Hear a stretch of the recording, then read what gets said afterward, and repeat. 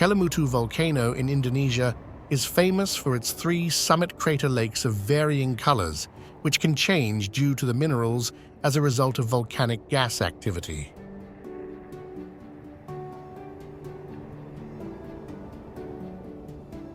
The surreal and often sudden change from blue to green or red makes it seem as if the lakes are living entities, creating a mystical and unpredictable natural phenomenon.